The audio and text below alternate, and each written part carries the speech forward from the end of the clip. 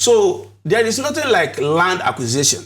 That is why I say that in Ghana we have investigative journalists Truly. who can go and make findings. Verify. We also have among security agencies, those CIDs who can go and make findings so that the whole thing will be clear. So people shouldn't instigate, fire where there is no fire. He made that statement then good. He's a man who have development. He has a Igbo'S Foundation, even in US and Ghana here.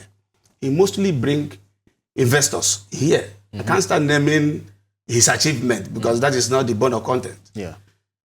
He now developed idea of that, was telling them that this is the idea I have. Okay.